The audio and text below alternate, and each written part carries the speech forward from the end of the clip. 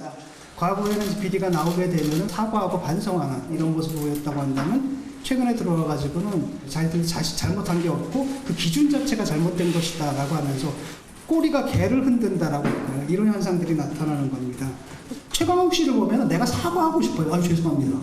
법정에 나와가지고 지금 가야 되는데요. 뭐 당회의가 있어서 검찰 조사 받다가 조퇴하는 건 내가 정경심 교수 조퇴하는 건 나 처음 봤거든요. 태어나가지고. 근데 이분들이 한테 대한민국 인권 신상에 굉장히 큰 기여를 했습니다. 민중 노동 형제들의 이익을 대변하는 정의로운 세력이다라는 젊은 시절의 상이 있죠. 그 상에 빠져버리고 그걸 갖다 자기라고 동일시하는 거예요. 그래서 어느 정도냐면 그 조국 씨가 나와서 청문회 때 뭐라고 했냐면 그 모든 사실이 드러났는데 나는 아직도 사회주의자입니다라고 하잖아요. 예, 진중권 씨, 김태일 기자, 진중권 씨 인기가 많은가 봐요, 그렇죠? 그렇습니다. 여기저기 예전에는 통합당 예. 강연도 갔었고 예. 오늘은 또 국민의당 강연 가서 이제 국민의당 행사 가서 지금 강연을 하는 예. 모습을 봤는데 우리 시대의 정의란 무엇인가라는 그 내용으로 강의를 했어요. 그러면서 조금 전에 들으신 것처럼 조국 전 장관 그리고 최강욱 열린민주당 대표를 언급을 했거든요. 예. 근데 거기서 조국 전 장관에 대해서 뭐라고 했냐면 이 조국 사태는 비리를 옹호하기 위해서 정의의 기준 자체를 무너뜨리려 한 것이 문제다 이렇게 지적을 했어요. 무슨 말인가 하면 과거에는 비리가 나오면 사과하고 반성하는 모습을 보였는데 예. 최근에는 자신은 잘못한 게 없고 이거는 기준이 잘못돼서 그런 거다 이렇게 예. 한다라는 거죠. 그러니까 이런 것들이 조국 사태를 불러왔다라는 거고 또 최강욱 열린민주당 대표가 얼마 전에 재판 도중에 기자회견 때문에 자리를 예. 떴잖아요. 재판장에서. 그랬더니 검찰 수사를 받다가 조퇴하는 거는 정경심 교수 때 처음 봤다 이렇게 꼬집기도 했어요. 예.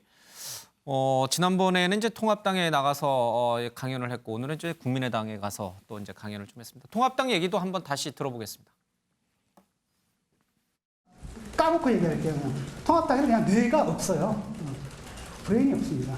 이번에 선거도 계속 막말이었죠. 막말. 옳다 그러죠. 그게 왜 잘못됐는지도 모른다는 겁니다.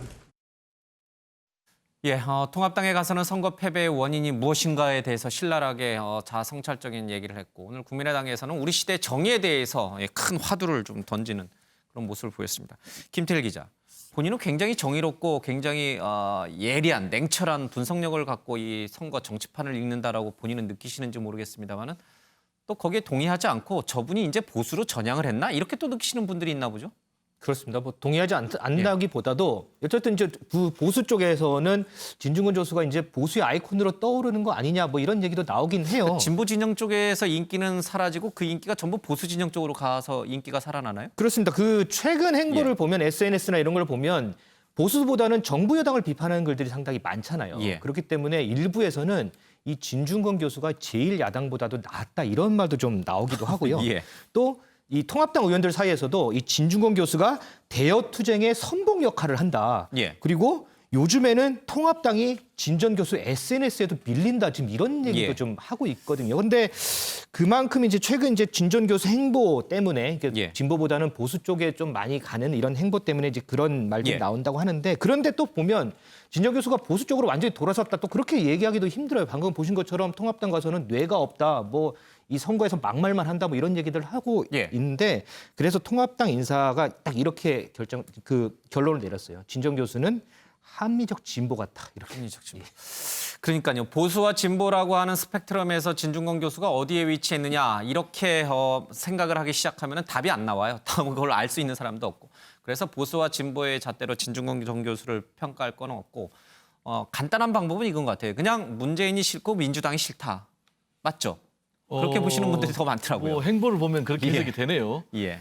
지금 상당히 재밌는 게 진중권 하면은 과거에 진보의 아이콘 아닙니까? 예. 요즘 뭐 행보를 보면은 보수의 아이콘처럼 행동을 하거든요. 그러니까 진보 보수로 보면 안 돼요. 예. 그런데 이제 지금 분류가 그렇게 돼버리는 거예요. 예. 왜냐하면은 주로 이분이 이 나를 세우는 게 뭐 예. 조국 그리고 윤미향 뭐 586 운동권 이렇게 예. 하고 있거든요.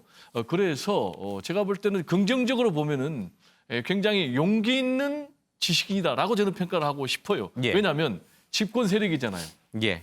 그리고 또 문파는 엄청 세잖아요. 여기에 또 586 향해서 막 이렇게 나를 세우는 거는 예. 상당히 용기 있는 그런 걸로 해석이 되는데 좀 세 가지에 대해서 이분에 대해서 예. 욕을 하고 싶어요. 첫 번째는 욕은 하지 본인의 마십시오. 입장이 좀 바뀌었으면 좀 예. 뭔가 좀 입장을 바뀐 것에 대해서 예. 분명히 커밍아웃을 해야 될 것 같고 그다음에 두 번째로는 이분이 모든 대한민국의 정치적 사안은 다 간섭을 하는 것 같아요. 그래서 너무 많이 나서니까 좀 절제를 할 필요가 있다는 예. 것. 그리고 세 번째로는 과연 이분이 지금 진영에 함몰돼 있는지 너무 특정 세력에 대해서 좀 편향이 돼 있는 건 아닌지 이 부분에 대해서 좀 한번 스스로 생각해 볼 필요가 있지 않나 이런 생각이 예. 듭니다. 요즘 가장 인기 있는 정치인이 여당에서 조금박해라는 말이 있습니다. 예. 조응천, 박용진, 금태섭 그리고 최고위원 김혜영 예. 그 무슨 분들입니까? 자기 진영에서 조금 일탈해서 자기 진영도 좀 예. 비판하는 사람들이에요. 그러니까 우리 국민들은 전 국민이 청군, 홍군으로 나와서 싸우는 거 이제 좀 싫은 거예요. 그래서 자기 편에 대해서도 화살을 쏠 수 예. 있고 진영 논리에서 떠나서 얘기해 줄 수 있는 사람. 그런 의미에서 진중권이라는 분이 예. 좀 관심을 끌고 인기를 끄는 거 아닌가. 하지만은 진중권 교수는 정치인은 아니고요. 그냥 평론가입니다. 평론가는 말하기가 굉장히 쉽습니다. 예. 뭐 평론가를 두고 우리가 이렇게 장시간 동안 프레스룸에서 다룰 만한 성질의 것은 아닌 것 같습니다.